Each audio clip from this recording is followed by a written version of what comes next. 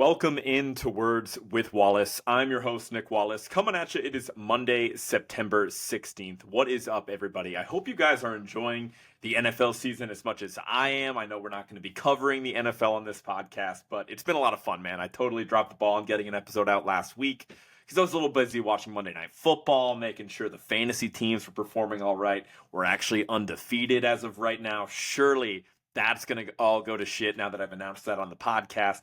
But either way, I've been enjoying the start of the NFL season. Not a ton to talk about in the NBA world. So as you can tell by the title of this episode, we are going to continue with our series of ranking the top 10 players in the NBA at each position. And today we are going to do the wing position. And so that's something I'm super excited about. I think this is probably the most loaded list, top to bottom, certainly that we've done so far. So looking forward to that. We will get into that in just a second. But we did have a couple NBA headlines, just a couple. Some free agency news. It was announced a couple days ago that Jamal Murray actually signed a 4-year maximum contract extension with the Denver Nuggets worth $208 million.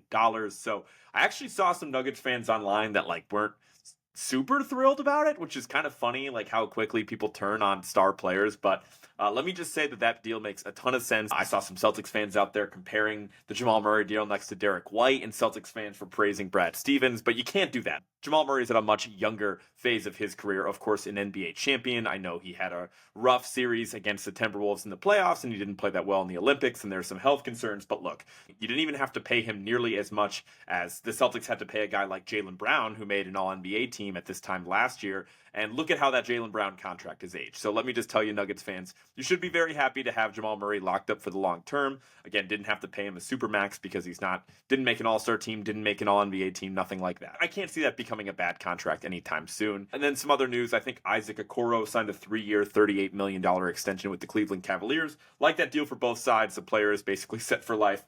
And I think it's a deserving contract and a fair contract for the Cavs to pay for a guy that's been a pretty good defensive specialist for the Cavaliers and somebody that they can trust to knock down the occasional corner three as well. So like that deal for both sides. And so without further ado, man, let's get into ranking the top 10 wings in the NBA. Should be a relatively quick podcast today, but I do have to say, before we get into the actual top 10, this list, again, is loaded. And I think it's really interesting because I think there's a clear top 9 guys that deserve to be on the list in some order. But then when you get to 10, it's really, what do I want to do with this? And so I made a decision that I really wasn't expecting, a guy that I definitely did not have on this list this time last year. So we're going to talk more about that in a second. But that being said, let's just name some honorable mentions that honestly weren't even close to making the list. Guys like Mikal Bridges, OG Anunoby, Franz Wagner, Trey Murphy, Herb Jones, DeMar DeRozan, Jalen Johnson, who had a breakout campaign for the Hawks last year, Brandon Miller, who was super impressive as a rookie for the Hornets,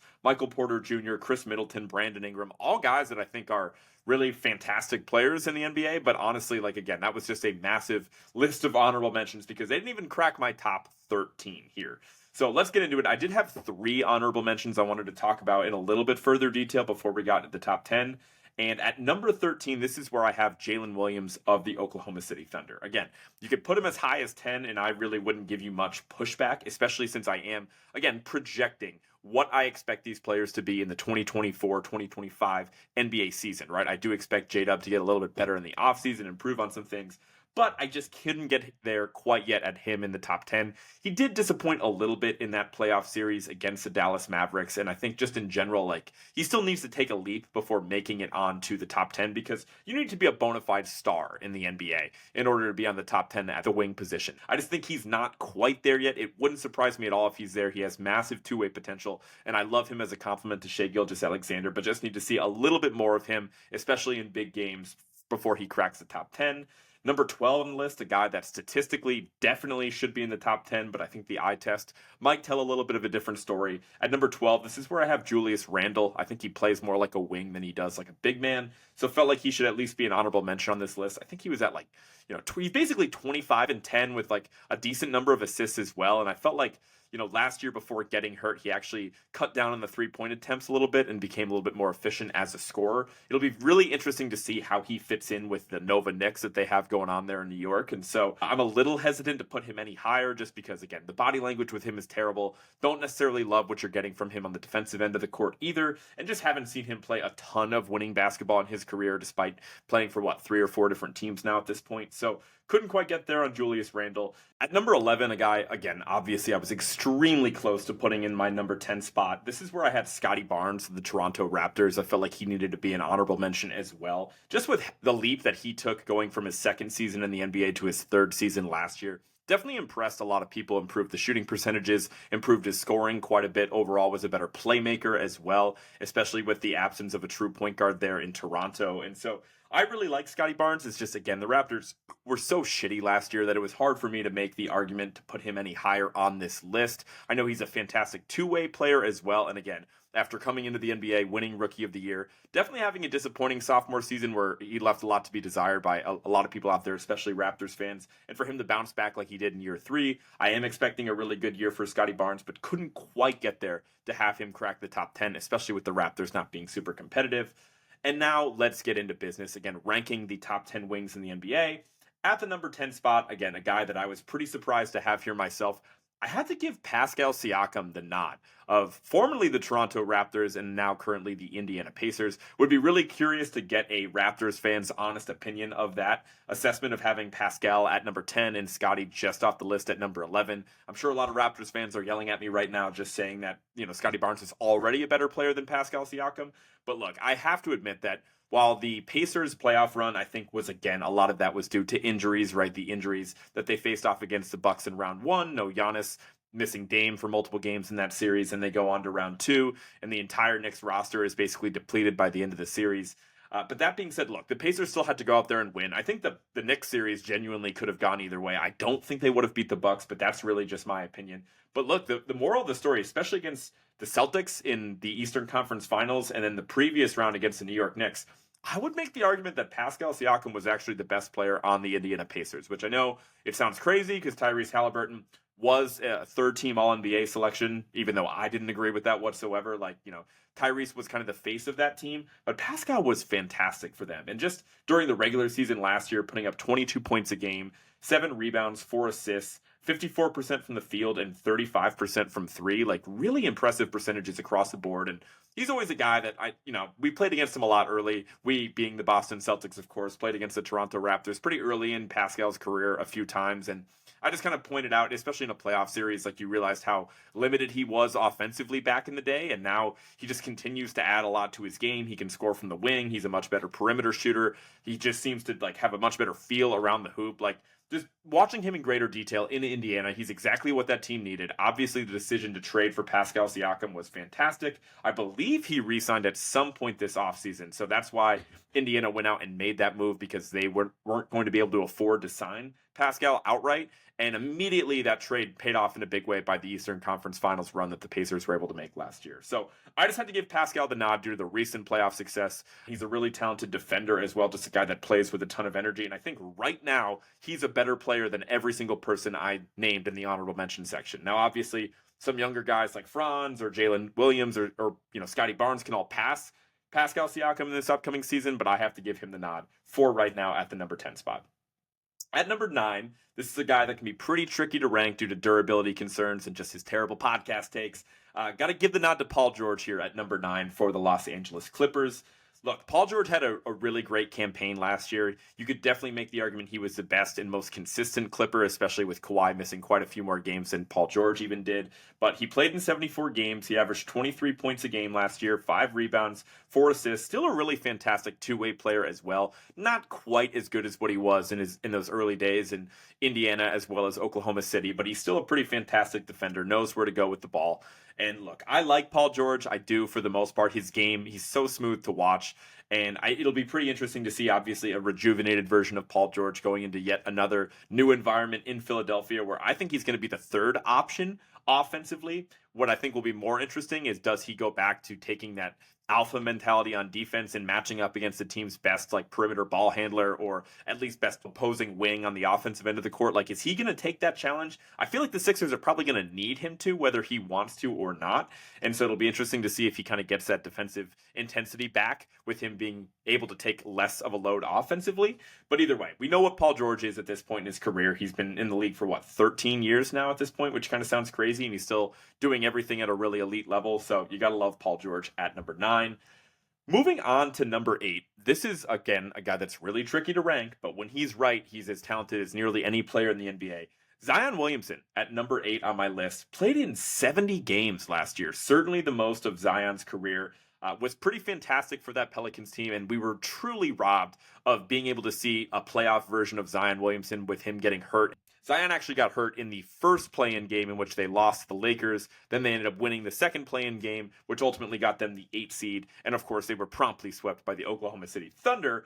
But again, that was all without Zion Williamson. During the regular season, Zion was still a monster, right? 23 points per game, 6 rebounds, which again is low for a guy that, basically plays like the power forward or sometimes even like a small ball center position. For him to only be averaging 6 rebounds with his stature is pretty disappointing. So maybe that's something he can improve on next year. Still averaged 5 assists as a playmaker. I think he is pretty underrated. Shoots a phenomenal 57% from the field, 33% from 3. But look, like, Zion is still explosive. He showed he was able to stay healthier than he was certainly in like the previous 3 or 4 years of his career. And so when he's right, he's still truly unstoppable. There's only 1 or 2 guys in the entire NBA that can somewhat match up to him physically. Ironically enough, one of those guys is like LeBron James, who always seems to really relish in that matchup against Zion. And like, Giannis is probably the only other guy in that camp that's even on the same planet. So I really like Zion. Obviously, you can't be much higher on him with the durability concerns, and obviously the concerns on the rebounds and shooting as well. But he does have some areas he can improve, and if he ends up in the top 5 on this list next year, wouldn't be all that surprising. Moving on to number 7 on the list. This is a young player that I am super high on. This is where I have Paolo Banchero of the Orlando Magic. A guy that is a monster. Honestly, you could make the argument with how big Paolo is and how strong he is. You could make the argument to even play him at the big list as well. But again, I just think he's a really talented isolation scorer, which the Magic had to lean on him quite a bit this past year with how limited their other options were offensively. It seemed like Franz Wagner was in a slump basically the entire season offensively that he never quite shook out of, and that resulted in a ton of isolation possessions for Paolo Banchero, and I think he was up for the challenge, right? I mean, played in 80 games last year, 23 points per game, 7 boards, 5.5 assists, shooting 46% from the field and 34% from 3. All really solid percentages for a guy who, again, was only in his second season last year. The sky's the limit for Paolo, and they definitely could have easily won that first round series against the Orlando Magic. I picked the Magic to win that series. Ultimately, it came down to a Game 7 in Cleveland, in which the Magic really couldn't buy a bucket down the stretch. But I think the Magic are going to be a lot of people's sleeper team in the East, and in large part because of the development of Paolo Banchero, right? Adding a guy like KCP, just another year of development for Paolo, for Franz Wagner, for Jalen Suggs. This Orlando Magic team is going to surprise some people, and I'd be pretty shocked if they didn't win at least one playoff series next year. And it's because they have a true star player. Like, this is a guy I think for sure is going to be in my top 5 in this list next year because of just the trajectory that he's already on. With his size, like being 6'10", being so strong, having like a back to the basket game as well as like a mid-range follow away he can already go to, and then in transition he's just so fast and athletic. Like, he's a problem. So really love watching Paolo. Expect him to be much higher on the list next year.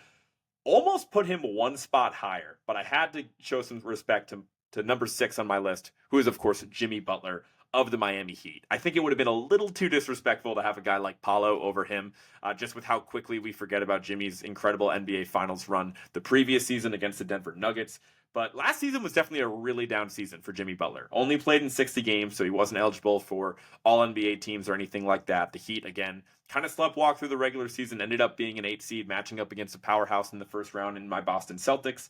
He did average 21 points a game, which is a little bit lower than his previous seasons. 5 rebounds, 5 assists, 50% shooting from the field. Really remarkable jump in 3-point shooting for Jimmy. I will give him that last year, even in the midst of what was a down season. Like, it wasn't because of his 3-point shooting. Shot 41% from 3. The attempts were a little bit lower than you'd expect for somebody shooting that good from 3. It's just hard for me to get really excited about him at this point. Like, he just doesn't take the regular season seriously. And you can say that that's like an organizational issue, which is pretty surprising for a team that always, praises and talks about their own culture, right?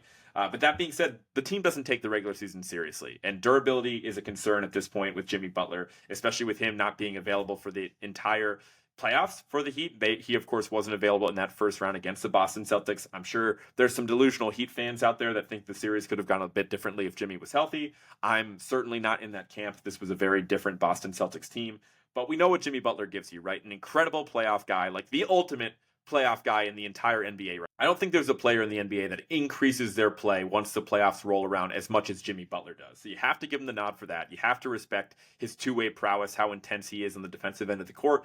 And then overall, I'd still say Jimmy Butler is an extremely clutch player, right? Like you wouldn't think of him as a super efficient isolation scorer, but with the different ways that he can get to the hoop and the different ways he can draw fouls, one of the deadliest up fakes in the NBA as well. He just has a lot of different ways to score the ball. And for a Miami team that's been pretty devoid of offensive options around Jimmy, he's been forced to be an end of game guy. So he's going to be a lock for the Hall of Fame. We know what type of career Jimmy's had, so you still can't disrespect him by putting him any lower than number 6 on this list. Now we're getting into the top 5, and another guy that suffers from obviously extreme durability concerns. At number 5, this is where I have Kawhi Leonard. A really tricky player to rank because, again, I do like to remind everybody that there was a time during this recent NBA season in which the Clippers were the hottest team in the NBA. Kawhi looked like he was a candidate for the MVP award with how impressive he was on both ends of the court. And, I think what I love the most about these later stage years from Kawhi Leonard, obviously the limited games that we get to see of him, is he is truly one of the best isolation scorers in the NBA, point blank period. I don't think you can have him any lower than 4 or 5 on this list. Again, there's not a lot of flash with his game in the isolation situations, right? It's very to the point. It's very direct, the way he can just get into a pull-up jump shot and the way he is just deadly in the mid-range area, one of the best mid-range shooters in the NBA as well. He is just so efficient from all those areas on the court where, other teams are just not shooting those shots altogether, and Kawhi is just a master at it, and it continues to pay dividends at the end of close games. Because Kawhi's deadly on both ends of the court. Of course, averaged 24 points per game last year, as well as 6 rebounds, 4 assists, shot 53% from the field, and a really impressive 42% from 3 as well.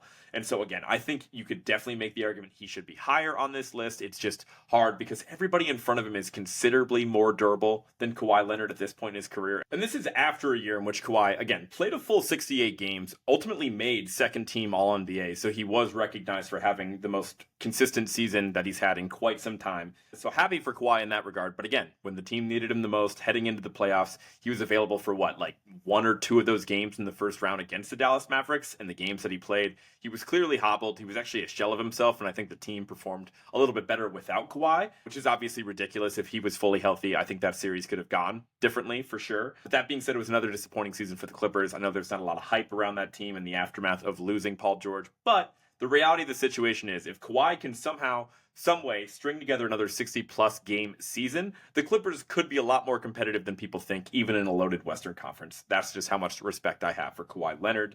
Moving on to number 4 on my list, this is where we have my guy, the reigning Finals MVP, Jaylen Brown.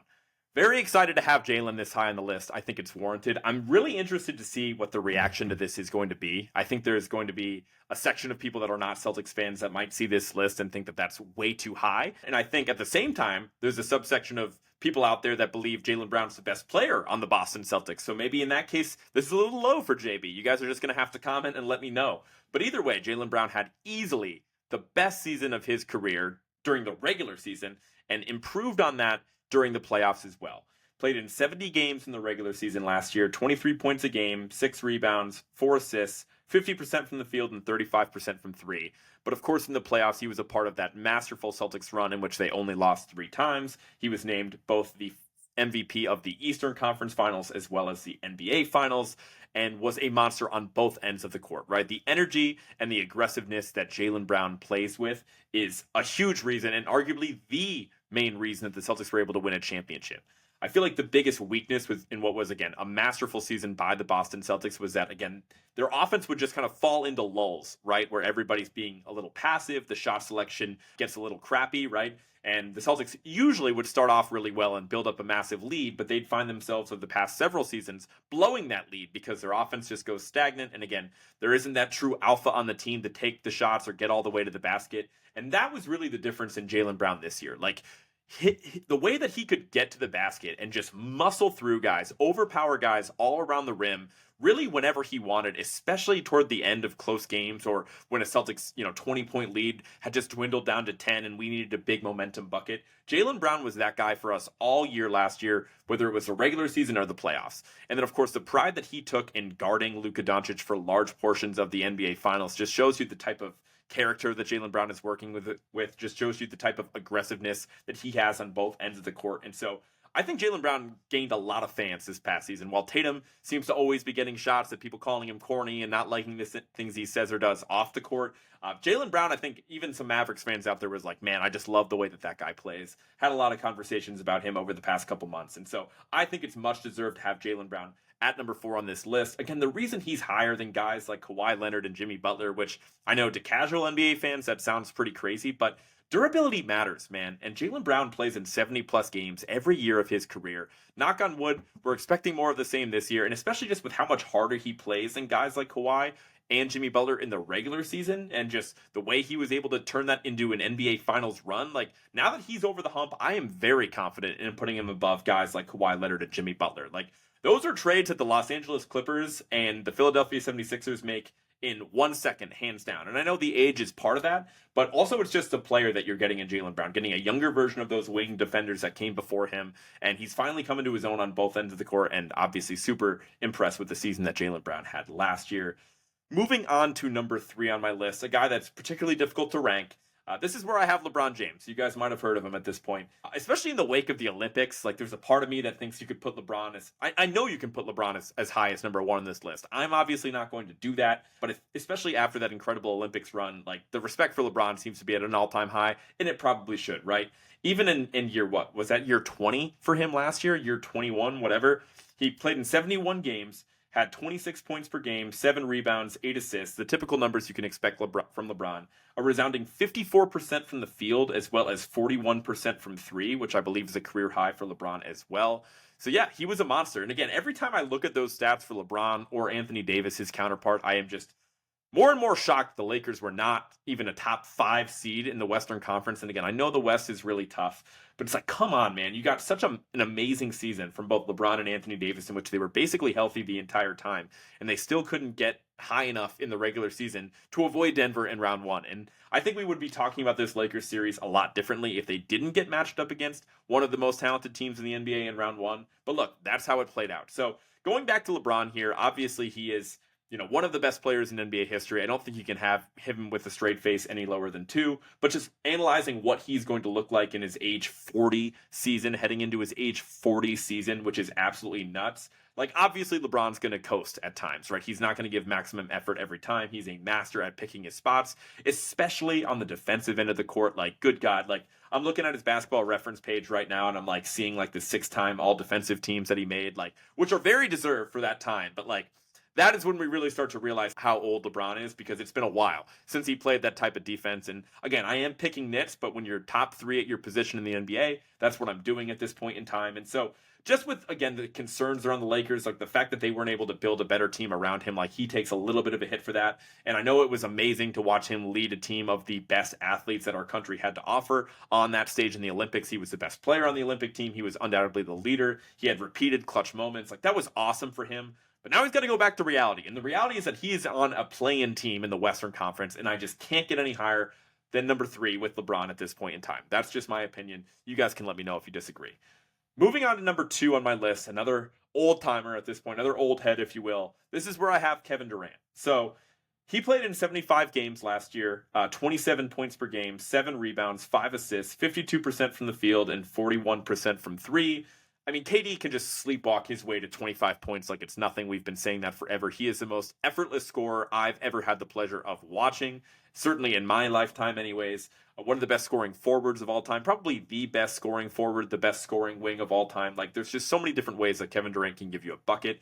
And what goes unnoticed about Kevin Durant and what really was underappreciated in his season last year was just how much the Suns asked for him to do on defense. Like, they were just such a garbage defensive team with not a lot of traditional big men options. Like, you're playing guys like Bol, who's super exciting, and he's just clueless defensively. Obviously, Nurkic was their main center all year long, who I do think improved a bit defensively, but wasn't nearly at the level of being like a traditional shot blocking center. And like Durant was often the last line of defense and like, forced to defer and contest a lot of different shots at the rim. And that wasn't easy on him. So the fact that he was able to make it to 75 games during what was a grueling season for the Suns is super impressive, right? Like, I love Kevin Durant. He's one of my favorite people off the court as well. Like, everything he says or does off the court, I'm always going to be listening. I really like the way that he talks about the game and the way he looks at things, despite obviously having a pretty controversial career with how many times he's changed teams. But I do think Phoenix is going to be a bounce back candidate in large part because of what they're going to be able to build around Kevin Durant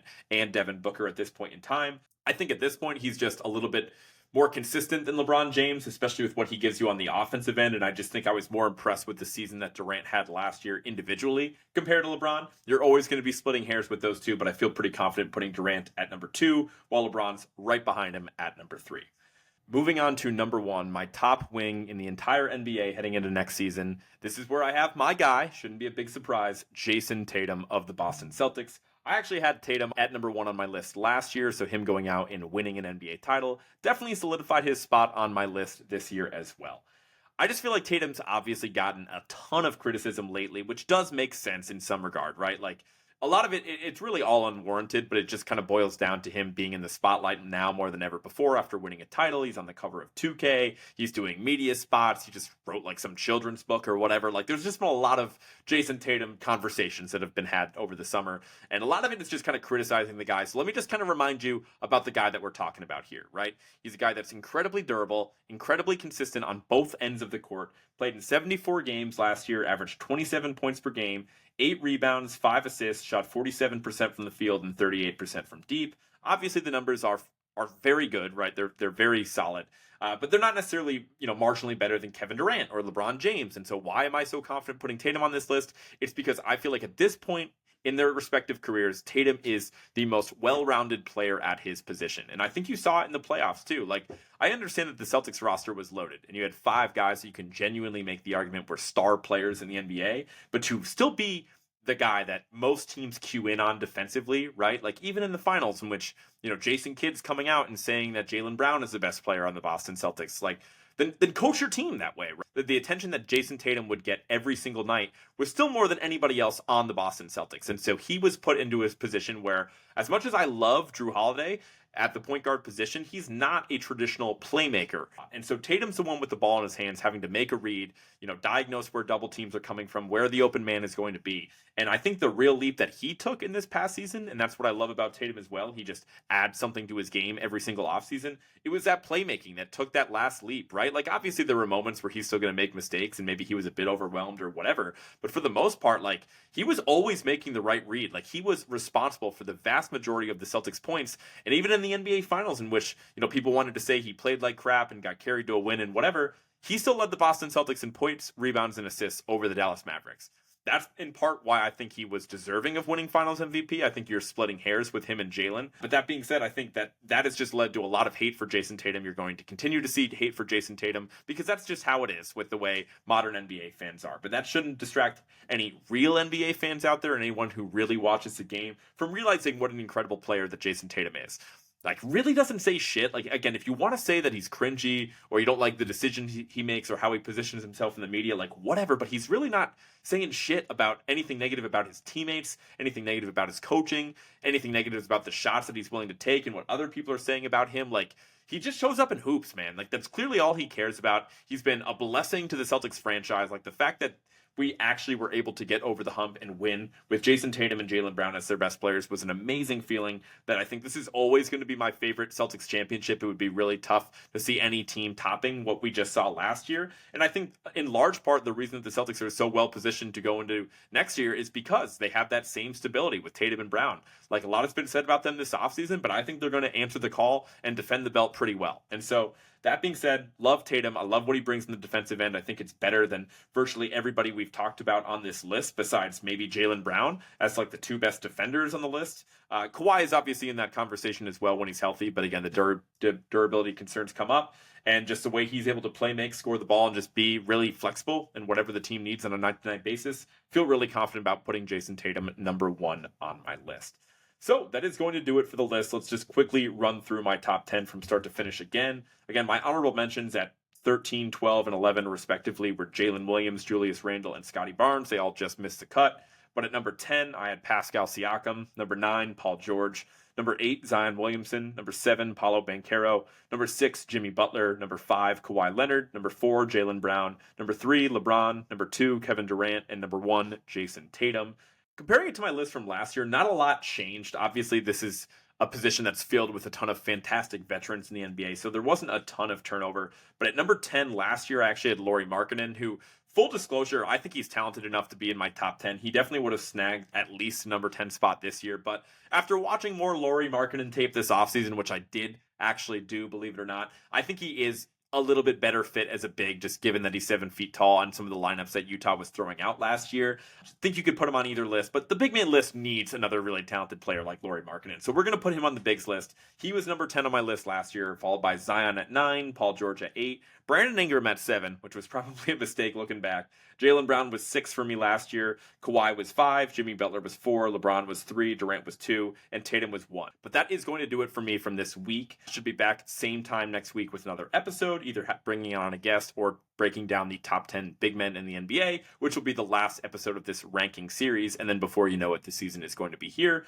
So before I let you go, be sure to follow at Words with Wallace on everything. That includes Spotify, Apple Music, wherever you get your podcasts. Also on social media at Words with Wallace on Instagram, Twitter, Facebook, YouTube, TikTok. Be sure to follow and consume all the social media content I'm putting out there. Subscribe to the show so you never miss a new episode. And I will talk to you guys next week. Peace.